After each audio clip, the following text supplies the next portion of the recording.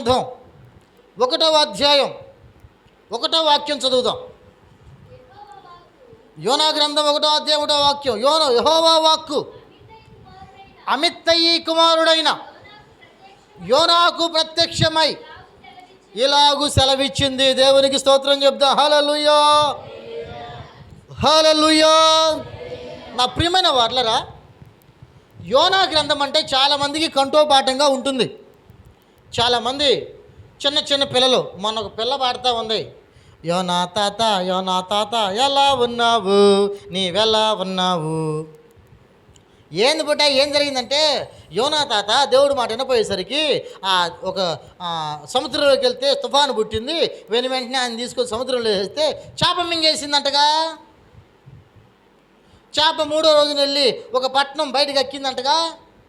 ఆ గక్కిన వెంటనే యోనా తాత వెళ్ళిపోయి ఆ చేప కడుపులో ఉన్నప్పుడు యోనా తాత ప్రార్థన చేసి బయటకు వచ్చిన తర్వాత వెళ్ళి దేవుని మాటలు చెప్పాడంటగా. ఈ మొత్తం చెప్తా ఉంది ఆ బుట్టది. ఇది చాలామందికి చాలా బాగా తెలుసు, కానీ ప్రశ్నతో ముగించబడిన గ్రంథమే యోనా గ్రంథం. ఇంకా ఏ గ్రంథం కూడా బైబిల్లో ప్రశ్నతో ముగించబడలా. చూడండి, కావాలంటే ఆ చివరి మాట ఉంటుంది చూడండి,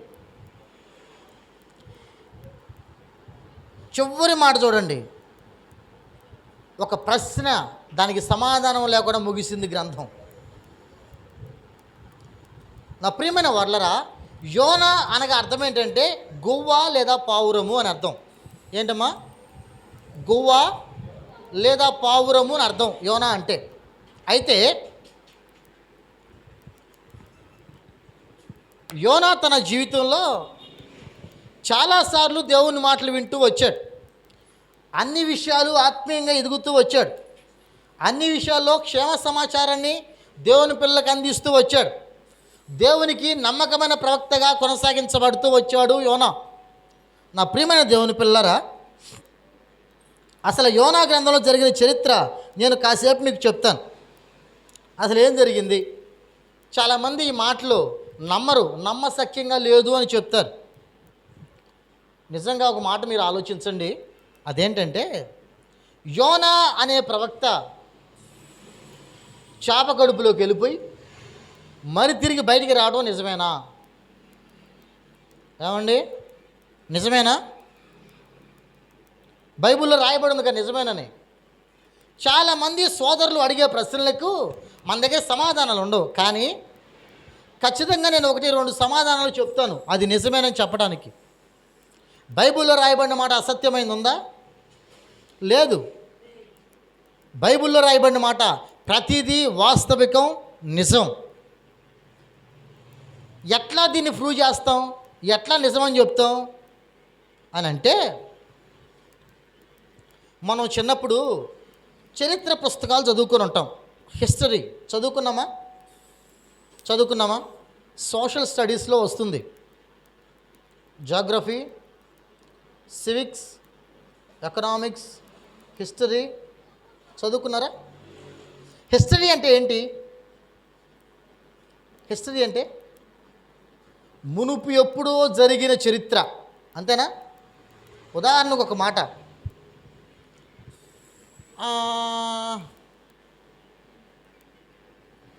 అదిగో రవణ్ ఉన్నాడా. రవణ్ ఎప్పుడో ఒక 40 సంవత్సరాలు 50 సంవత్సరాల క్రితం పుట్టుంటాడేమో. ఒక 40 సంవత్సరాలు అనుకుందాం. 40 సంవత్సరాలు వెనక్కి వెళ్తే ఏ సంవత్సరం వస్తుంది? ఇది ఒక 24, సరే 1980 అనుకుందాం. 1980 సంవత్సరంలో రవి గారు పుట్టారు అనే మాట అబద్ధమా? నిజమా? అంటే చరిత్రలో రాయబడే ప్రతిదీ నిజమా అబద్ధమా? వాస్తవం, నిజం. ఈ యోనా గురించి రాజుల మొదటి గ్రంథంలో ప్రస్తావించబడింది. రాజుల మొదటి గ్రంథం ఇది చరిత్ర గ్రంథం. ఏ రాజు ఎప్పుడు పరిపాలన చేశాడు, ఏ రాజు ఎప్పుడు ఆ ప్రాంతంలో ఇశ్రాయేలు ప్రజలను ఏలాడు అనేది చరిత్ర. ఈ చరిత్రలో యోనా గ్రంథం ప్రస్తావనలు వినపడ్డాయి. అంటే దీని అర్థం ఏంటి? యోనా ఉన్నాడనా లేదనే? యోనా గ్రంథం జరిగింది రాశారనా, జరగంది రాశారనే? 100% జరిగింది రాశారని, లేదంటే చరిత్రలో లేదు. ఉదాహరణకు ఒక మాట, ఇంకొక మాట, 2019లో మనకు సీఎం ఎవరు? ఏమండి? జగన్మోహన్ రెడ్డి గారు. అవునా? ఒకవేళ 2018 నాటి చరిత్ర రాస్తూ ఆ రోజున ఆంధ్రప్రదేశ్ రాష్ట్రాన్ని ఎవరు ఏలుబడి చేసేవాళ్ళు? ఓకే, జగన్మోహన్ రెడ్డి అనే వ్యక్తి ముఖ్యమంత్రిగా పరిపాలన చేస్తూ ఉన్నారు. ఇది అబద్ధమా నిజమా? నిజం. సరే, 2024కి వచ్చేసరికి ఎవరు సీఎం అయ్యారు? చంద్రబాబు నాయుడు గారు. అంతేనా? ఇప్పుడు చంద్రబాబు నాయుడు గారు రాజ్యాన్ని ఏలుతున్నారని చెప్పి 2024 సంవత్సరపు చరిత్ర చెప్తుంది. అది నిజమా అబద్ధమా? అంతేనా? నిజమే కదా. మరి అలాంటప్పుడు యోనా గారు ఫలానా రాజు పరిపాలనలో ఉన్నాడు అని చెప్పింది నిజమా అబద్ధమా? అంటే ఇప్పుడు యోనా చరిత్ర నిజమా అబద్ధమా? ఏమండి? నిజమే కదా. ఒకటి చారిత్రకమైన ఆధారం, అంటే పూర్వం ఖచ్చితంగా ఇది జరిగింది, బైబిల్ మాత్రమే కాదు దీన్ని చరిత్ర కూడా అంగీకరిస్తుంది అని చెప్పడానికి చెప్పాను. ఇక రెండోది, యేసుక్రీస్తు ప్రభువారు పాత నిబంధనలో ఇద్దరికి బాగా పోల్చుకున్నారు. ఒకటి ఇర్మియా ప్రవక్తకి. ఇర్మియా ప్రవక్త, ఆయనకి ఇంకొక పేరు ఉంది, కన్నీటి ప్రవక్త అని అర్థం. కన్నీటి ప్రవక్తగా పేరుగాంచిన వాడు ఇర్మియా ప్రవక్త. యేసు ప్రభు రాత్రుల్లో ఏం చేసేవాడు? కొండ మీదకి వెళ్ళిపోయి ఏడుస్తూ ప్రార్థన చేస్తూ ప్రార్థనలో ఉండేవాడు. అంటే ఇప్పుడు ఇద్దరికి సరిపోయిందా? ఇర్మియా ప్రవక్త ఏడుస్తూ ప్రార్థన చేసేవాడు, యేసు ప్రభు ఏడుస్తూ ప్రార్థన చేసేవాడు. సరిపోయిందా? ఒకటి. రెండోది యోనా ఏ విధంగా మత్స్యము గర్భములో 3 రాత్రి మగలు ఉండెనో యేసుక్రీస్తు కూడా. చదివారా? యోనాకి ఇంకో యేసుక్రీస్తుకు పోల్చుకున్నారు. అంటే యేసుక్రీస్తు అబద్ధం చెప్తారు ఎప్పుడన్నా? లేదు, యేసుక్రీస్తు నిజమే చెప్పారు. కాబట్టి యేసుక్రీస్తు ఎంత నిజంగా భూమి మీదకు రావడం జరిగిందో అదేవిధంగా యోనా కూడా బ్రతకడం జరిగింది. ఈ విధంగా ఈ కార్యకలాపాలను జరగడం జరిగింది. ఓకే, నా ప్రియమైన దేవుని పిల్లరా, జాగ్రత్తగా విందాం.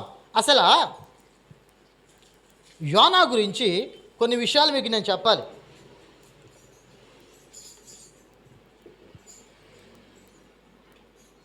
చేప ఏమి తింటది కదా, అది అరగొద్దా? అరగాలి కదా, మనకున్నట్టే కదా.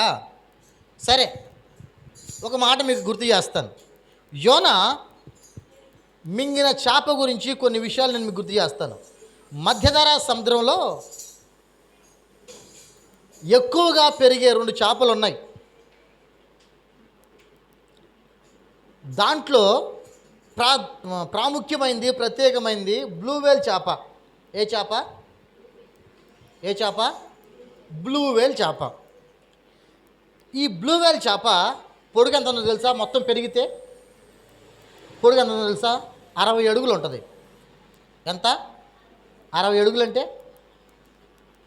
ఒక 6 అంతస్తుల బిల్డింగ్ అనుకోండి. 60 అడుగులు పొడుగు ఉంటుంది. అయితే ఇది ప్రతి 12 నిమిషాలకు ఒకసారి, ఎన్ని నిమిషాలకి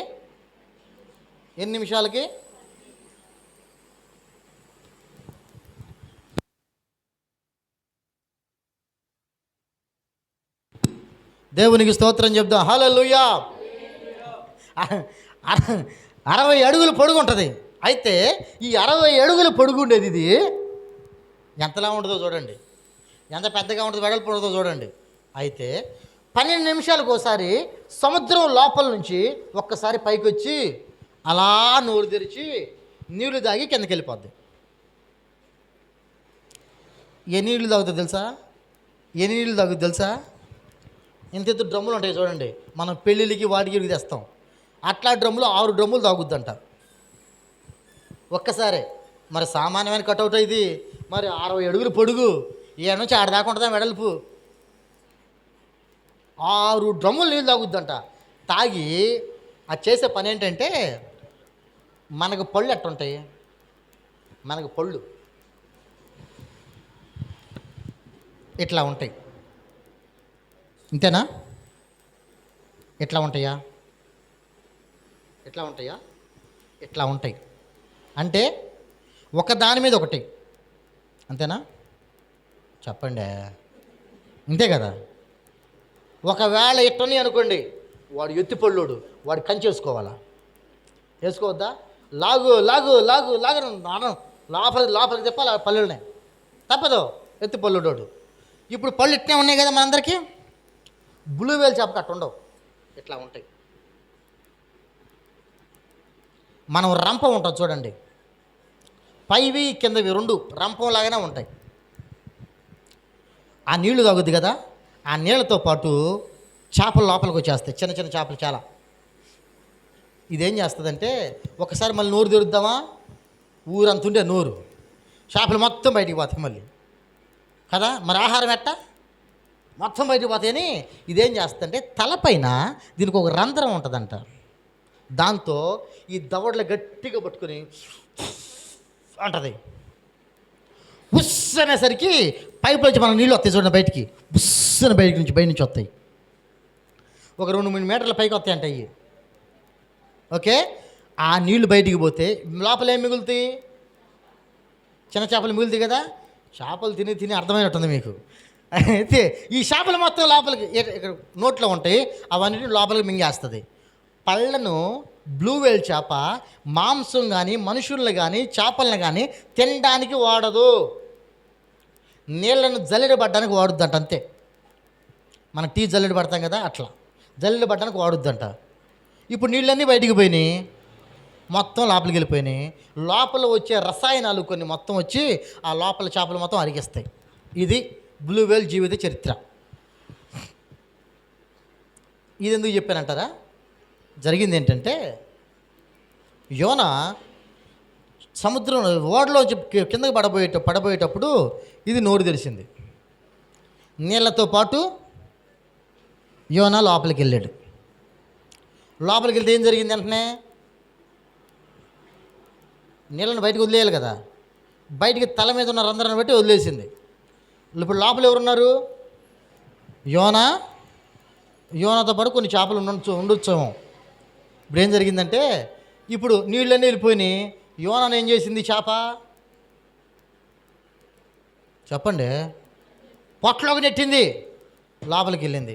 ఇప్పుడు ప్రభు చేసిన కార్యం ఏంటంటే, అది అరగడానికి కొన్ని ఎంజైములు, కొన్ని రసాయనాలు విడుదలవుతాయి. మనకు కూడా కావాలంటే చూడండి, డాక్టర్ దగ్గరికి వెళ్తే, అమ్మా అన్నం తినండి, మీరు నీళ్ళు తాగకూడదు అని చెప్తాడు. ఎందుకు అంటే, ఆ విడుదలైన రసాయనాలు, ఆ ఎంజైములు మన ఆహారాన్ని జీర్ణం చేయడానికి ఉపయోగపడతాయి. అదే నీళ్ళు తాగేమనుకో అవి పలచబడిపోతాయి అని తాగొద్దు అంటారు. అదేవిధంగా ఈ పొట్టలో కూడా రసాయనాలు విడుదలవ్వకుండా దేవుడు ఆపాడు. మనమంటే అన్నం అరక్కపోతే పుల్లగా తేపులు వస్తుంటాయి, అవునా? ఒక్కోసారి అన్నం మెతుకులు కూడా వస్తుంటాయి. గమనించారా? గమనించలే? ఇప్పుడు బిర్రుగా కుతికెల కాడికి బిర్యానీ తిన్నప్పుడు, ఆ టైంలో థమ్సప్ ఏం దొరకనప్పుడు అన్నప్పుడు, ఒక రోజు దాటిన తర్వాత పుల్లగా మన చింతపండు పులుసు దాగినట్టు పుల్లగా వస్తుంటాయి. అప్పుడప్పుడు అంతంత చిన్న అన్నం మెతుకులు కూడా బయటకు వస్తాయి. అంటే అప్పుడు మనం ఏమనుకుంటాం? రే అన్నం అరగలేదురా అనుకోమా? అట్లనే మనకు ఒక రోజు పట్టింది, దానికి 3 రోజులు పట్టింది. 3 రోజులు బట్టి ఏం చేసింది? 3 రోజుల తర్వాత పుల్లగా దానికి తేపులు వచ్చేసరికి అన్నం అరగ లోపల దేవుడు ఎంజైమ్ని రిలీజ్ చేయలా. అందుకని చెప్పి అది బయటికి కక్కేసింది. ఎక్కువ మంది అన్నం అరగకపోతే ఏళ్ళు పెట్టి బయటికి కక్కేస్తారు. అట్లనే అది కూడా ఏం చేసింది? అరగని అన్నాన్ని బయటికి కక్కేసింది. దేన్ని? యోనాని. అదమ్మా జరిగింది. దీన్ని బట్టి మీరు మీకేమర్థమైంది? జరిగిందా జరగలేదా? 100కు 100% జరిగింది. దేవునికి స్తోత్రం చెప్తా. చెప్పండి గట్టిగా, హల్లెలూయా, హల్లెలూయా. నా ప్రియమైన దేవుని పిల్లరా, ఇది జరిగింది. మీకు ప్రత్యేకమైన వివరణ మొత్తం ఇచ్చా. ఒకవేళ ఈసారి ఎవరైనా యోనా చచ్చిపోలేదు, సరే యోనా శాపం మింగలేదు అంటే ఖచ్చితంగా వివరణ చెప్పండి, ఆధారాలు చూపించండి. ప్రభు చిత్తాన్ని బట్టి ఆ విధమైన జ్ఞానాన్ని ప్రభు మీకు అనుగ్రహించునుగాక. ఆమేన్. మొదటి వాక్యం మనం చదువుకున్నాం. యెహోవా వాక్కు అమిత్తయి కుమారుడైన యోనాకు ప్రత్యక్షమై ఇలాగూ సెలవిచ్చాను. దేవునికి స్తోత్రం చెప్తా. హల్లెలూయా, హల్లెలూయా.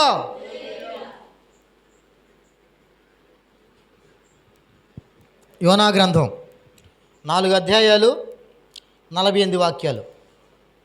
4 అధ్యాయాలు 48 వాక్యాలు. టకటక నువ్వు చదవగలిగితే 20 నిమిషాలు పట్టుద్ది గ్రంథం అంతా పూర్తి చేయడానికి.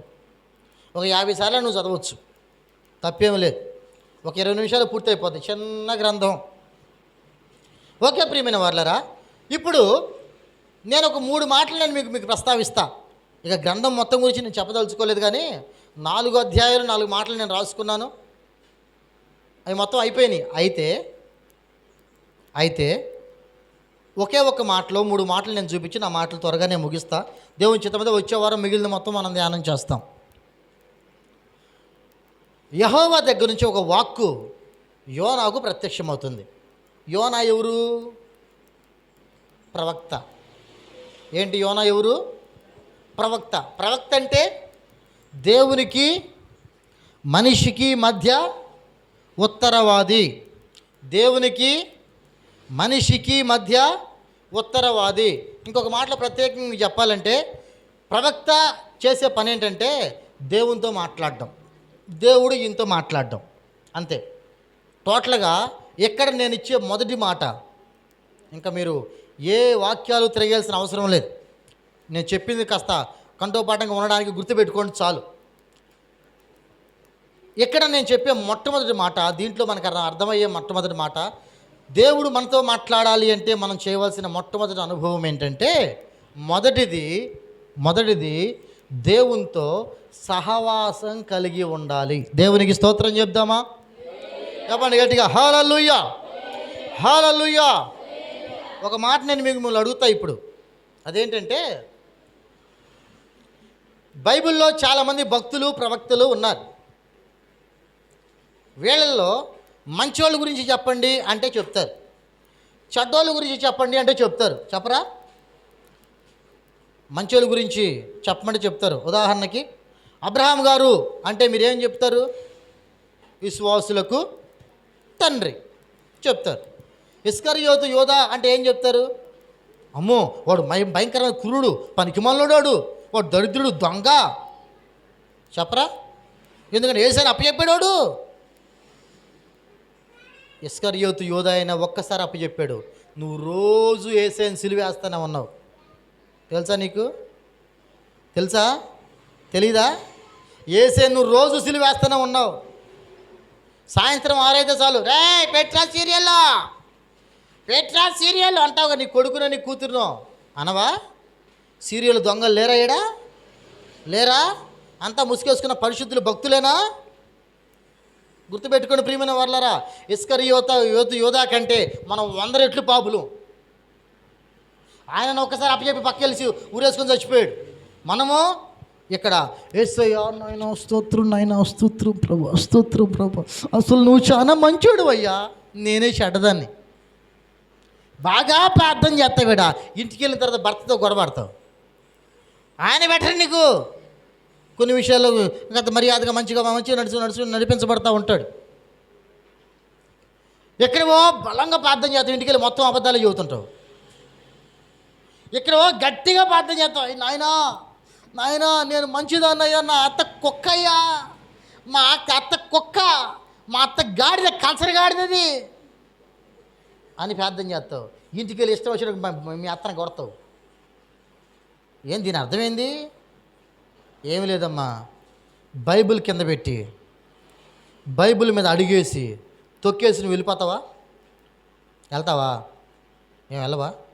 నిజం చెప్పండి. ఇదిగో బైబిల్, ఇది బైబిల్ మీద కాలేసి తొక్కి వెళ్ళిపోతావా? వెళ్తావా? వెళ్ళవా? గట్టిగా చెప్పండి. వెళ్ళవా? నువ్వు ఇండైరెక్ట్గా చేస్తుంది అదే రోజు. ఈ అక్షరాలతో కూడిన దీన్ని మాత్రం దొక్కట్లేదులే. నువ్వు ఇండైరెక్ట్గా చేస్తుంది అదే కదా. ఏసే మాటని లెక్క చేయకుండా, ఏసే మాటని కాలుతో దొక్కి, ఏసే ఆలోచన నువ్వు వినకుండా, ఏసే మాట లెక్క చేయకుండా, ఏసే చేయొద్దన్న పనులే మొత్తం చేస్తా, అన్నీ వాటి ప్రకారమే ఉంటా, అవే వింటా, దాని ప్రకారం నడిపించబడుతున్నావు. రోజు ఏసని సిలివేస్తున్నావు తల్లి. మళ్ళీ భక్తురాల్లాగా మనం వచ్చాడు కూర్చుంటాం, భక్తుల్లాగా ప్రార్థనలు చేస్తుంటాం. ఏసై చేసింది అదే కదా. మనం పాపంలో ఉండకూడదని ఏసై సిలువ వేయించుకున్నాడమ్మా. ఒకసారి వేస్తే సరిపోదు ప్రభువా, మళ్ళీ మళ్ళీ వేసుకొని సిలువ, మళ్ళీ మళ్ళీ వేసుకొని చెప్పి యేసయ్యను మనం సిలువ వేస్తున్నాం రోజు. అయితే మంచివాళ్ళ గురించి చెప్పమంటే అబ్రాహామును బదిలిచ్చావు, చెడ్డోళ్ళ గురించి ఇస్కరియోతు యోధాను కదిలిచ్చావు. మరి యోనా గురించి ఏం చెబుతావు? మంచోడా చెడ్డోడా? యోనా మంచోడా చెడ్డోడా? మంచోడు అంటానికి ఏమో దేవుని మాట వినలేదుగా, విన్నాడా? వినలేదుగా. చెడ్డోడు అంటానికి ఏమో మన ప్రవక్త కదా, ఏమంటాం? సరే, ఈ 3 మాటలు అయిపోయిన తర్వాత మీకు అర్థమవుతుంది యోనా మంచోడో చెడ్డోడు. మొట్టమొదటి వాక్యంలో మనం నేను చదువుకున్న మాట ఏంటంటే, యోనా దేవుని వాక్కుని విన్నాడు. ఏమిన్నాడు? దేవుని వాక్కుని విన్నాడు. అప్పుడు ఎవరు? మనుషులు లేరండి? మనుషులు లేరు. అప్పుడు ఎవరు ఉన్నారా? లేరా? ఉన్నారు. మరి యోనా సరే, దేవుడు ప్రత్యేకంగా యోనానే ఎందుకు పిలిచాడు చెప్పనా? యోనా ప్రవక్త కనుక, యోనా దేవునితో సహవాసం కలిగిన వాడు కనుక. దేవునికి స్తోత్రం చెప్దాం. చెప్పండి గట్టిగా, హల్లెలూయా. యోనా దేవునితో సహవాసం కలిగిన వాడు. దేవునితో మాట్లాడాలంటే నువ్వేం చేయాలి? దేవునితో సహవాసం కలిగి ఉండాలి. దేవునితో సహవాసం కలిగి ఉంటేనే దేవునితో మాట్లాడతాడు. నువ్వు అనుకుంటున్నావు, నా కుటుంబం బాలేదు, నా పరిస్థితులు బాలేదు, నా స్థితిగతులు బాలేదు, అన్ని విషయాలు నేను క్షీణించిపోయాను, అన్ని విషయాలు నేను కృంగిపోయాను, అన్ని విషయాలు నేను దరిద్రుని అయిపోయాను, అన్ని విషయాలు నేను నాశనం దగ్గరికి వెళ్ళిపోయాను, దేవుడు నాతో మాట్లాడటం లేదు. దేవునితో మాట్లాడాలంటే నువ్వు దేవునితో సహవాసం కలిగి ఉండాలి. సహవాసం అంటే ఎప్పుడు ప్రార్థించే వ్యక్తిగా నువ్వు మారాలి. ఏం చేసే వ్యక్తిగా? ప్రార్థించే వ్యక్తిగా నువ్వు మారాలి. ఎప్పుడు నువ్వు ప్రార్థించే వ్యక్తిగా మారుతావో అప్పుడు దేవునితో నీకు సహవాసం ఉంటుంది. ఈసారి దేవుని చిత్తమైతే నేను ఒక మాట చెప్తాను మీకు. దేవునితో సహవాసం అనేది పాత నిబంధనలోను కొత్త నిబంధనలోను దేవునితో సహవాసం కలిగిన చాలా విధాలుగా ఆశీర్వదించబడ్డారు. దేవునితో నువ్వు సహవాసం చేయాలి, ఎప్పుడూ ప్రార్థన చేయాలి, అన్ని విషయాల్లో మేలు కలుగుతుంది నీకు. నా ప్రియమైన దేవుని పిల్లరా, జాగ్రత్తగా మనం ఆలోచిస్తూ వస్తే నీ జీవితంలో, నీ బ్రతుకులో చాలా విషయాలు నాకు వ్యతిరేకంగా జరుగుతున్నాయండి, నాకు అన్యాయం జరుగుతుందండి, నాకు ఇబ్బంది కలుగుతుందండి అని చెప్తున్నావు. అయితే దేవునితో సహవాసం నీకు లేదు. నా ప్రియమైన దేవుని పిల్లరా, మనం జాగ్రత్తగా ఒకసారి మనం గమనిస్తూ వస్తే యేసయ్యతో సహవాసం మనం కలిగి ఉండాలి. అప్పుడు యేసయ్య మనతో మాట్లాడతాడు. ఏం కలిగి ఉండాలి? యేసయ్యతో సహవాసం అంటే ఉదాహరణకి 2 స్నేహితులు ఉన్నారనుకోండి. ఆ 2 స్నేహితులు సెలవులు అయితే, ఎండాకాలం సెలవులు అనుకోండి, వాళ్ళకి స్కూల్స్కో కాలేజెస్కో సెలవులు అనుకోండి, వాళ్ళు 25 సార్లు ఫోన్ చేసుకుంటారు రోజుకి. ఏం చెప్పుకుంటారు ఫోన్ చేసుకొని? అబ్బా ఏం చేస్తున్నావు అబ్బా, అబ్బా తిన్నావు అబ్బా, ఏం కూర అబ్బా మీది, సొల్లే ఏముండదు, అసలైన విషయాలు ఏముండవు. అబ్బా పడుకున్నావు అబ్బా, పడుకున్నప్పుడు కళ్ళు మూతలు పడుతున్నాయి అబ్బా, పడుకున్నప్పుడు కళ్ళు మూతలు పడక ఏం మూతలు పడతాయమ్మా? అబ్బా కల్లో నేను వచ్చానా నీకు, అబ్బా నువ్వు వచ్చేసావు నా కల్లో, అయ్యో. ఈ విధంగా మాటలు చెప్పుకునే వాళ్ళు ఎక్కువ. అవునా? ఎందుకు? That is call bonding. అది సహవాస బంధం.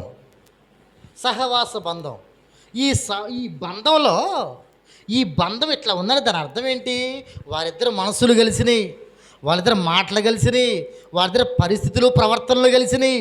ఇవన్నీ కలిసి ఒక ఆమెను వదిలిపెట్టి ఏముండలేదు, ఏమైనా వదిలిపెట్టి ఆమె ఉండలేదు. అయితే దేవునితో సహవాసం ఎట్లా ఉంటుందంటే దేవునితో ఎప్పుడు మాట్లాడుతూనే ఉంటారు, దేవుని దగ్గర ఎప్పుడు ప్రత్యుత్తరం వస్తూనే ఉంటుంది. దేవునికి స్తోత్రం చెప్దాం. చెప్పండి గట్టిగా, హల్లెలూయా. దేవునితో మాట్లాడటం అంటే ఏంటి? ఎప్పుడు ప్రార్థన చేస్తూనే ఉండడం. యేసయ్యానికి స్తోత్రం, యేసయ్యానికి స్తోత్రం, యేసయ్యానికి స్తోత్రం. ప్రార్థన చేస్తూనే ఉంటాం, ఎప్పుడు ప్రార్థన చేస్తూనే ఉంటాం. ఈ ప్రార్థన చేస్తూ ఉంటే వాళ్ళకు వచ్చే ఆశీర్వాదం ఏందో చెప్పనా? కొన్ని ఉదాహరణలు చెప్తా మీకు నేను. ఒక రోజునట ఒక 10 మంది సైనికులు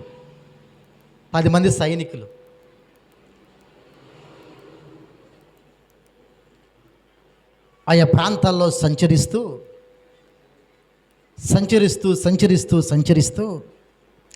ఒక దగ్గరికి వచ్చారు. అడవుల్లో తిరుగుతూ ఉన్నారు సైనికులు అంటోళ్ళు. ఇంకొక మాట చెప్పాలంటే అడవికి సంబంధించిన వాళ్ళు అనుకుందాం. అడవికి సంబంధించిన వాళ్ళు, అడవిని కాపాడేవాళ్ళు, ఒక రక్షక భటులు అనుకుందాం. అయితే ఆ ప్రాంతానికి ఒక 10 మంది దేవుని సేవకులు వెళ్ళారు. వాళ్ళు ఒక బ్యాచ్ 10 మంది, ఇంకో బ్యాచ్ 10 మంది, ఇట్లా 10 అట్లా కాపు కాస్తూ ఉంటారు కదా, అట్లా ఉన్నారు. వీళ్ళు ఒక 10 మంది, దేవుని సేవకులు ఒక 10 మంది ఆ ప్రాంతం నుంచి వేరే ప్రాంతానికి పోతా వాళ్ళ చేతిలో చిక్కారు. ఈలోపు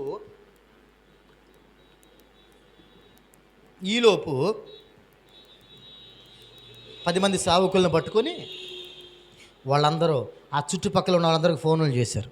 వాళ్ళందరూ పెద్ద గుంపు ఏంటి పెద్ద గుంపు, ఈ పరిస్థితి ఏంటి అంటే వాళ్ళు చెప్తున్నారు, హలో ఎవరు మీరు, ఎక్కడి నుంచి వస్తున్నారు, ఏంటి ఏం చేస్తున్నారు మీరు? అయ్యా మేము క్రైస్తవులం, ఇది పరిస్థితి అని చెప్పగానే వాళ్ళకు సర్రన కోపం ఎక్కింది. ఇంకా క్రైస్తవులా, ఏందిరా మీరు చేసేదాడా, ఏం చేస్తాడరా మీ దేవుడు ఇప్పుడు, మా జ్యోతిలో మీరు సావబోతున్నారు అని గట్టిగా అరుస్తూ ఉన్నారట. సరే, విషయం ఏంటంటే వరుసన 10 చెట్లు కట్టేశారు. 10 మందిని సేవకులు 10 మందిని 10 చెట్లు కట్టేశారు. కట్టేశారు. ఎదురుగా వీళ్ళ దగ్గర బాణాలు ఉన్నాయి, బాణాలు, విల్లు ఇవన్నీ ఉన్నాయి. బాణాలు తీసుకొని ఒకసారి తలకేస్తే బ్రెయిన్ డెడ్, చచ్చిపోవాలి. 10 మందికి గురి పెట్టారు. 10 మందికి గురి పెడితే ఆ పక్క చెట్లే కాబట్టి ఆ పక్కన వాళ్ళు పాస్టర్ గారు మాట్లాడుకుంటూ ఉన్నారు ఒక్కొక్కళ్ళు. అరే అనవసరంగా అడవిలో రేపు పొద్దున ఎప్పుడు వెళ్దామని చెప్పినాం, ఇప్పుడు తీసుకొచ్చారు మీరు, ఇలా చేతులు చచ్చిపోతున్నాం, ఏందిరా మీకు న్యాయం అని చెప్పి మాట్లాడుకుంటా ఉన్నారు. వీళ్ళపై బాణాలు ఎక్కుపెట్టి చెప్తున్నారు, హలో గుర్తుపెట్టుకోండి, మీలో ఎవరైనా ఇప్పుడు మేము యేసయ్యని వదిలేస్తాము అనుకున్న వాళ్ళు మీ చెయ్యెత్తితే మిమ్మల్ని విడిపించేస్తాం, మిమ్మల్ని బయటికి తీసుకొచ్చేస్తాం, మిమ్మల్ని చంపమేక అని చెప్పారట. ఉంటారా వాళ్ళల్లో? ఉంటారా? ఉంటారు, కొంతమంది ఉంటారు. ఇద్దరు మాట్లాడుకుంటా ఉన్నారు, అరే ఊపిరుంటే ఉప్పు గల్లమ్ముకొని బతకొచ్చురా, అరే మీరు చచ్చిపోయారన్న సమాచారం ఊర్లో తెలియజేయాలిగా, కాబట్టి నేను చెయ్యెత్తి నేను వెళ్ళిపోతా, బతికుంటే బఠానీలు అమ్ముకొని బతకొచ్చురా బాబు, ఈ దీనికి ఎందుకు రా చచ్చిపోయేది. ఇంకోటి ఏంటంటే ఆ విల్లుకి, ఆ బాణానికి పాము విషాన్ని పోస్తారట. పాము కూరల విషం ఉంటుంది కదా, ఆ విషాన్ని అంటిస్తారు. వేస్తే వాడు నురుగొక్కుని చచ్చిపోవటమే. ఇక అది పరిస్థితి.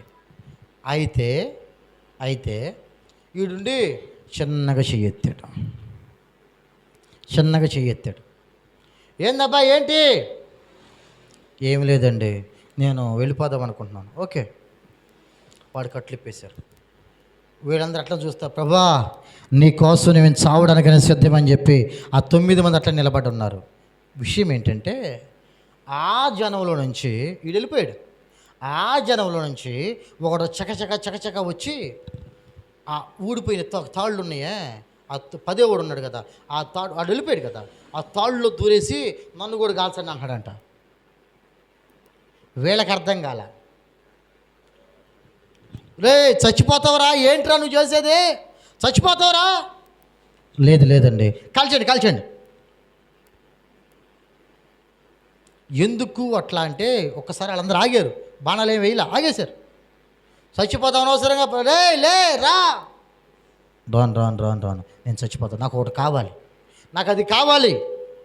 ఏం కావాలరా అని చెప్పంటే, మీరు చూడలేదు కానీ నేను చూసా, ఏం చూసేవరా నువ్వు? మీరు బాణాలు ఎక్కుపెట్టారా? పెట్టాము. వీళ్ళు చావునకు సిద్ధపడతా ఉంటే వీళ్ళ తలపై నుంచి అంత దూరం పైన ఒక్కొక్కడుగు ఒక దగ్గ మెరిసి ఒక కిరీటం వస్తూ ఉంది తలపైకి. వాళ్ళ తలపైకి వస్తూ ఉంది. ఎప్పుడైతే ఈ 10వాడు ఉన్నాడు కదా, వీడు ఎప్పుడైతే నేను చెయ్యెత్తాడో ఆ కిరీటం అట్లా పోయి అక్కడ ఆగింది. ఆ కిరీటం నాకు కావాలా అంటాడంట. ఒరే, నీ కిరీటం కావాల్సి నువ్వు చచ్చిపోతావంటే, చచ్చిపోయినా పర్లేదు, ఎప్పుడు నా జీవితంలో అటువంటి కిరీటం నేను చూడాల, అది నాకు కావాలి. విషయం చెప్పనా, దేవుని మహాకృపను బట్టి మళ్ళీ వీళ్ళు బాణాలు ఎక్కువ పెడితే విషయం చెప్పనా, ఆ కిరీటాలు వాళ్ళ మీదకి రావటం వీళ్ళందరూ కూడా చూశారు. దేవుని మహాకృపను బట్టి అవేంటివి అని వాళ్ళని అడిగితే వాళ్ళు చెప్పారంట, మేము ఈ చావును పొందుతున్నాం కదా, ఈ మరణాన్ని మేము దేవుని కంటే ఎక్కువగా చూసుకోవడం లేదు కదా, మా ప్రాణాలు మేము ఎక్కువగా భావించట్లేదు కదా, కాబట్టి ప్రభువు మాకు ఇచ్చే గొప్ప ఆస్తి అని చెప్పారట. చప్పట్లు కొడదాం గట్టిగా ఒకసారి. గొప్ప ఆస్తి అని చెప్పారట. ఎంత ఉంటుందయ్యా అంటే కొన్ని లక్షల కోట్లు ఉంటుందని చెప్పారంట. ఇక విషయం చెప్పనా, అందరి తాళ్ళు ఊడిపోయేసి ఒకసారి అందరూ కూర్చొని ఆ కిరీటం కావాలంటే మేమేం చేయాలని చెప్పి మాట్లాడుతున్నారంట. చెప్పేశారు అందరూ. ఏం చేయాలి తెలుసా? ఎప్పుడు దేవునితో సహవాసం కలిగి ఉండాలి. దేవునికి స్తోత్రం చెప్దాం. దేవునితో ప్రార్థన చేసేవారిగా ఉండాలి. దేవుని కృపను బట్టి కనికరించబడిన వారిగా ఉండాలి. దేవునితో మాట్లాడేవారిగా ఉంటేనే మహిమగల కిరీటం నీ తలపైకి దిగి వస్తుంది అని చెప్పాడంట. విషయం చెప్పనా, కొద్ది రోజులకే వీళ్ళతో వాళ్ళు పరిచర్యలో ఉండి ఈ వృత్తిని వదిలిపెట్టి ప్రశాంతంగా వీళ్ళు దేవుని సేవలో కొనసాగించబడ్డారు. తిరస్కరించేవాళ్ళు కొంతమంది తిరస్కరించేశారు, కొంతమంది వెళ్ళిపోయి దేవుని సేవ చేశారు. ఒక్కళ్ళు కూడా చచ్చిపోలా. విషయం చెప్పనా, 10వాడు వెళ్ళిపోయాడు. చూడండి, 10వాడు వెళ్ళిపోయాడు, నా ప్రాణం నాకు కావాలని. వీళ్ళు వెళతా ఉండగా క్రూరముఖం చేతిలో చచ్చిపోయినట్లుగా అతని వస్త్రాలు అవన్నీ చూసి గుర్తుపట్టి వెళ్ళారంట. నా ప్రియమైన వాళ్ళరా, ఒక మాట గుర్తుపెట్టుకోండి, దేవునితో ఎప్పుడైతే నువ్వు సహవాసం కలిగి ఉంటావో, దేవుని కృపను బట్టి ఎప్పుడైతే నువ్వు నడిపించబడుతూ వస్తావో, దేవుని చిత్తానుసారంగా నీ జీవితం ఉంటుందో, అప్పుడు నీ భవిష్యత్తు బాగుంటుంది, నీవు పరలోక రాజ్యం చేరతావు. దేవునికి స్తోత్రం చెప్తాం. రెండో మాట దాంట్లోనే రెండో మాట, యోనా దేవుని మాట వినగలిగిన వాడు. ఏంటమ్మది? దేవుని మాట. ఆ రోజులో చాలామంది ప్రవక్తలు, చాలామంది మనుషులు ఉండుండొచ్చు, కానీ దేవుని మాట వినగలిగిన సత్తా యోనాకు మాత్రమే ఉంది. ఎందుకో చెప్పనా, నా గొర్రెలు నా స్వరము వినును. యోహాను సువార్తలో మాట రాసి ఉంటుంది. దేవుని మాట నువ్వు వినాలంటే ఏమవ్వాలి? నీవు దేవుని బిడ్డగా మారాలి. ఏమవ్వాలి చెప్పండి? దేవుని బిడ్డగా. ఇప్పుడు నువ్వు దేవుని బిడ్డవేనా? ఇప్పుడు ఒకవేళ టక్కన ఒకటి తెచ్చి గన్ను ఒకటి మెడ మీద గొంతులో పెట్టి యేసయ్య అంటే చంపేత నిన్ను అడుగు, ఏం చేస్తావు? చచ్చిపోతావా? త్యాగపూరితమైన భక్తి కావాలమ్మా మనిషికి. దేవుని కోసం ఉంటే దేవుని స్వార్థ కోసం భూమి మీద దేవుని పని చేయడానికి భూమి మీద ఉన్నామా, లేదా దేవుని కోసం చచ్చిపోయి దేవుని ఒళ్ళో ఉన్నామా? ఎట్లా ఉండాలి ఇది క్రైస్తవుని భక్తి? దేవుని మాట వినగలిగిన వాడు, దేవుని మాట వినగలిగిన సత్తా కలిగిన వాడు. ఆ సత్తా కలిగిన వాడు యోనా. సామాన్యుడు కాదు యోనా. మొట్టమొదటి ఏం కలిగిన వాడు యోనా? దేవునితో సహవాసం కలిగిన వాడు. రెండవది దేవుని మాట వినగలిగిన వాడు. ఉదాహరణ ఒక మాట, ఈ అమ్మాయి తెలుగులో మాట్లాడింది, నేను ఆ అమ్మాయితో ఇంగ్లీష్లో మాట్లాడా, అర్థమైద్దా? చెప్పాలి. ఎందుకు అర్థం కాలేదు? ఆ అమ్మాయికి ఆ వినగలిగే అనుభవం లేదు. ఉందా? లేదు. లేదు కాబట్టి మాట్లాడినా నాకు అర్థం కాదు. అప్పుడు మాట్లాడే ఉపయోగం ఉందా? ఉందా? ఇప్పుడు ఈ అమ్మాయి ఒక మాట మాట్లాడింది, సార్ నా కోసం ప్రార్థన చేయండి అని చెప్పింది. నేను, O mighty heavenly father, thank you giving this beautiful and wonderful opportunity అని ప్రార్థన మొదలుపెట్టాను. ఆమెకు అర్థమవుద్దా? అని చూస్తుంది నోడు తెచ్చుకొని. ఎందుకు? అర్థం కావడంలా, భాష అర్థం కాలా. ఇదే విధంగా దేవుడు మాట్లాడితే అందరికీ అర్థం కాదు. ప్రభు నీకు మాట్లాడతాడు, నీతో మాట్లాడతాడు అప్పుడప్పుడు. ఉదాహరణకి ఇదిగో ఈ అమ్మాయే ఏదో కరమంత్రాలకో అమ్మా ఇంక ఏడకో పోతా ఉంది. దేవుడు ఏం చెప్పాడు? పాస్టర్ గారికి నేను చెప్పి ఆదివారం చెప్తే, అమ్మాయి ఎలా మాకు వెళ్తే మర్యాద ఉండదు, దేవునితో ఆటలు కాదు, దేవుడిని సంగతి చూస్తాడు గుర్తుపెట్టుకో అని చెప్పి పాస్టర్ గారు ఎవరో చెప్పారు. ఈ అమ్మాయి ఏమంది అని ఎంత పొడుగు రాగం తీసి, పాస్టర్ గారికి ఏం తెలుసు, మరి మా ఇంట్లో పెళ్ళి అయితే రావాలిగా, మాకేమైనా కార్యం అయితే రావాలిగా అని చెప్పి ఎంత పొడుగు రాగం తీసింది. రాగం తీసి పోయింది. ఈ రాగం అంటే ఈ అమ్మాయి రాగవల్లి రాగం తీసి ఆడకపోయింది. ఆడికి ఆమె అనుకున్న కాడికి వస్తా రోగాన్ని కొనుక్కొచ్చుకుంది. రాగం పోయి రోగం వచ్చింది. సరే రోగం వచ్చిన తర్వాత, హలో పాస్టర్ గారు పైసలాడండి, ఐసులాడండి. ఏందండి? గడ్డ వణుకు, జ్వరం, అబ్బాబ్బాబ్బా పన్ను తీపి, అంత పంచుతారు ఎందుకు తిందో, తీపి అబ్బా కడుపులో తిప్పేస్తుంది, గ్రైండర్లో మిక్సీలు పెట్టి ఒకటే కొట్టుడండి, ట్యాపులో నీటికి నాకు తేడా లేదండి అని రకరకాలుగా మాట్లాడేసింది. పాపం ఆ బాధ బయటికి చెప్పింది. ఇప్పుడు దగ్గుద్దా? ఏమండి ఇప్పుడు దగ్గుద్దా? ఎందుకు తగ్గదు చెప్పాలి. ఎందుకు తగ్గదు? మాట వినగలిగే పరిస్థితి అమ్మాయికి లేదు. ఉదాహరణకు ఒక మాట చెబుతా, చాలాసార్లు చెప్పినట్టున్నా, ఒకసారి చెప్తా. ఒక ఆమె ఆ పక్కన ప్రకాశం జిల్లాలో చెరుక్కెళ్ళి పక్కింటి దోశ పెనం తెచ్చింది. మీకు ఒకసారి చెప్పిన ఆల్రెడీ. దోశ పెనం తెచ్చింది. ఏదో దోశలు పెట్టి పోసుకుంటాందో నాన్ స్టిక్ అని చెప్పి తెచ్చింది. నాన్ స్టిక్ అంటే దోశ పెనానికి అంటదో, టక్కన లేచి కూర్చుంటుంది అది అన్నట్టు. ఇంట్లో ఒకటి ఉంది మామూలుది, అది కుదరలే అమ్మకి. ఓయమ్మో ఓమ్మి అయ్యో అని చెప్పి అక్కడే పరిచయం తెచ్చుకుంది. సరే దోశలు పోసుకుంది, బిర్రుగా తింది, మంచిగా గురకబెట్టి నిద్రపోయింది. మళ్ళీ చేయొద్దు ఇవ్వాల. తెచ్చుకుంది ఇంటికి తెచ్చుకుంది. ఇంటికి తెచ్చుకున్న 2-3 రోజులకి మంచంలో పడింది. ఇదే పరిస్థితి. ఒకటే యేసు రక్తం చేయం, 1-2 హల్లెలూయా. పాస్టర్ గారిని పిలిచింది. పాస్టర్ గారు ఏం చెబుతాడు? అమ్మా ప్రార్థన చేస్తలే,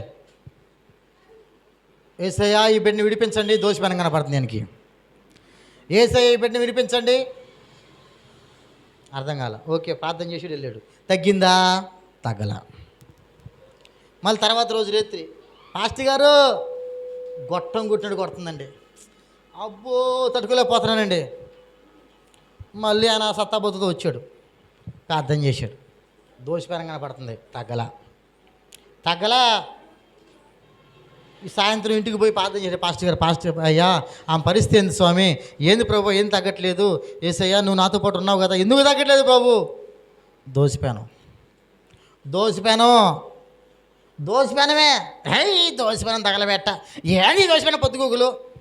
పాస్టర్ గారు నాకు ఎప్పుడు చెప్పలేదు దోశ పెనం అమ్మని. ఏంది ఇది పెద్దగా కనపడుతుందని చెప్పి పాస్టర్ గారు సరాసరి 3వసారి వెళ్ళి, అమ్మా మన ఇంట్లో ఎన్ని దోశ పెనాలు ఉన్నాయమ్మా అని అడిగాడంట. పాస్టర్ గారు ఎంత కానుకెత్తామంటే ఒక లెక్క బాగుంటుంది. ఏందమ్మా ప్రార్థనకి వెళ్తే సమాధానం చెబుతాం. దోషమేనాలతో మీకు ఎందుకండి అన్నట్టు చూసిందామా. మన ఇంట్లో ఎన్ని దోషమేనాలు ఉన్నాయమ్మా? ఎన్ని? 2. అమ్మ ఒకటి ఉంది కదా, రెండోది ఎందుకు? మరే రాష్ట్ర గారు, మరే ఏందమ్మా? మరే ఏంది? పక్కన వాళ్ళు తెచ్చుకున్నా. ఎక్కడది? అక్కడదే. మర్యాదగా ఆ దోసిపెనం తీసుకెళ్ళి వాళ్ళకి ఇచ్చావా నీకు తగ్గుద్ది. లేదా రక్తం బాత్రూంలో కూర్చోవాల్సి వస్తుంది ఇంట్లో కంటే ఎక్కువ, ఇక నీ ఇష్టం అని చెప్పి పాస్టర్ గారు చెప్పినాడంట. ఎట్నో తెప్పలబడి ఎవరి చేతను మొత్తానికి పంపించడం ఏదో జరిగింది, అయిపోయింది. తర్వాత తగ్గింది. ఇప్పుడు ఏమైనా ఎందుకు వచ్చినట్టు మోషన్స్? ఆదివారం ప్రార్థనకి వెళ్తే పాస్టర్ గారు చెప్పాడంట, నీ పొరుగు వారిది ఏది నువ్వు ఇష్టపడకూడదు దాన్ని తీసుకోకూడదని. ఏమేం చేసింది? పొరుగు వాళ్ళదే తీసుకొచ్చింది. మరి మాట వినకపోతే తప్పు, దెబ్బలు తప్పు. యోనా దేవుని మాటను వినేవాడు, దేవుని మాటను వినగలిగినవాడు, దేవుడు ఏ విధంగా చెప్తే ఆ విధంగా పాటించగలిగినవాడు. మొదటి మాట ఏం చెప్పాను? మోషే. యోనా దేవునితో సహవాసం కలిగినవాడు. 2, యోనా దేవుని మాటను వినగలిగినవాడు. కనుకనే దేవుడు యోనాతో మాట్లాడాడు. ఇక 3వ మాట చెప్పి నా మాటలు ముగిస్తాం. ఇక 3వ మాట భగవంతునికి భక్తునికి అనుసంధానమైనది.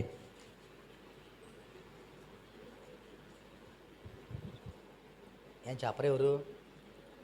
టీవీలో ఏడొస్తుందిగా, భగవంతునికి భక్తునికి అనుసంధానం అనేది అంబిక దర్బారు భక్తి. అంతేనా? 3వది ఇదే మాట, అనుసంధానం. అనుసంధానం అంటే ఏంటంటే ఇంగ్లీష్లో చెప్తాను మీకు. కొత్త ఫోన్ తీసుకున్న వాళ్ళు ఉన్నారు ఇక్కడ? ఉన్నారా? లేరా? పోనీ కొత్త సిమ్ తీసుకున్న వాళ్ళు ఉన్నారా? లేరా? సరే, ఈసారి తీసుకున్నప్పుడు చూడండి. కొత్త సిమ్ తీసుకొని మన ఫోన్లో వేసుకుంటే అక్కడ ఒక లైన్ పడుద్ది, యాక్టివేట్ చేయండి అని. చూసారా ఎప్పుడన్నా? యాక్టివేట్ అని పడుద్ది. చూసారా, చూడలేదా? యాక్టివేట్ ఈక్వల్ టు అనుసంధానం. యాక్టివేట్ అంటే దేంతో అనుసంధానం? ఈ సిమ్ము అక్కడ ఉందే టవరు, దాంతో అనుసంధానం, దాంతో కలవాల. అది చెప్పిన మాట ఇది చెప్పాలా, ఇది చెప్పిన మాట ఇది చెప్పాలా. అవునా? రే హ్యాపీ బర్త్డేరా అంటే హ్యాపీ డెత్రేరా అని చెబితే బాగుంటుందా? ఒరే పుట్టినరోజు శుభాకాంక్షలు అంటే సరే సావు రోజు శుభాకాంక్షలు అని చెబితే బాగుంటుంది కదా. అంటే ఇదేం చెప్పిద్దో అది వినాలి, అదేం చెప్పుద్దో ఇది వినాలి. ఆ టవర్ ఏసై అయితే ఈ సిమ్ము నువ్వు, ఆ టవర్ ఏసై అయితే ఈ సిమ్ము నువ్వు. ఇప్పుడు దేంతో మనం యాక్టివేట్ అవ్వాలి? ఏసైతో అనుసంధానం అవ్వాలి. జాన్ నాక్స్ అనే ఒక వ్యక్తి, పాస్టర్ గారు, పెద్ద పాస్టర్ గారు, జాన్ వెస్లీ, ఈ జాన్ నాక్స్ వీళ్ళందరూ ఒకే కాలానికి సంబంధించిన వాళ్ళు. జాన్ నాక్స్ అనే ఒక వ్యక్తి ఒక రోజున సిఎస్ఐ చర్చికి వెళ్ళాడు వాక్యం చెప్పడానికి. ఆయన గదిలో ఆయన ఉన్నాడు. వాక్యం చెప్పినప్పుడు పిలుస్తానని చెప్పారు ఈ పాస్టర్ గారు, పిలిచిన పాస్టర్ గారు. ఓకే, ఈ పాట తర్వాత జాన్ నాక్స్ గారు వాక్యం చెప్పాలి అని చెప్పి ఒక పిల్లోడిని పంపించి వీళ్ళు పాట పాడుతుండగా జాన్ నాక్స్ గారిని పిలుస్తామని చెప్పి చెప్పాడు. చెప్తే ఆయన కూర్చొని అటు తిరిగి కుర్చీలో కూర్చొని అటు తిరిగి ఉన్నాడు. ఈ పిల్లోడు ఇటు పోయి నేను వెళ్ళను, నేను రాను, నేను బాను అన్నాడంట.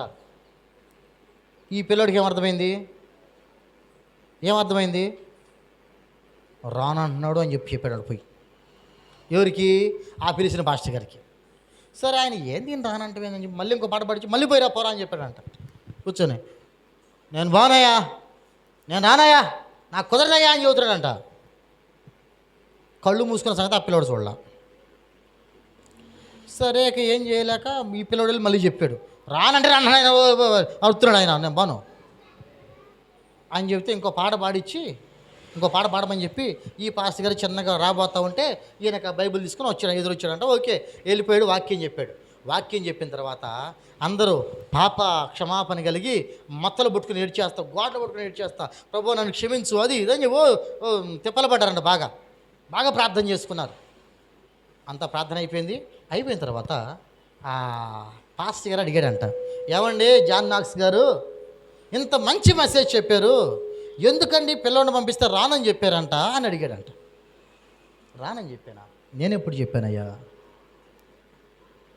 లేదండి 2 సార్లు వచ్చాడు అబ్బాయి, రానని చెప్పాను. నేను రానని చెప్తున్నామంట. ఏంటి పరిస్థితి అంటే, అదేంటంటే నేను మోకరించి కుర్చీలో కూర్చొని ప్రార్థన చేస్తూ ఉన్నాను. నేను యేసయ్యా నేను వాక్యం చేయడానికి వెళ్తున్నాను, నువ్వు రా అని చెబితే ఆయన ఏం పలకట్లేదు. అందుకని చెప్పి నువ్వు రాకపోతే నేను బాను అని చెప్తున్నాను. ఇది జరిగింది అని చెప్పాడంట. వాక్యం చెప్పేటప్పుడు ఎవరు రావాలి? మనం ఎక్కడికి వెళ్తాను ఎవరు రావాలి?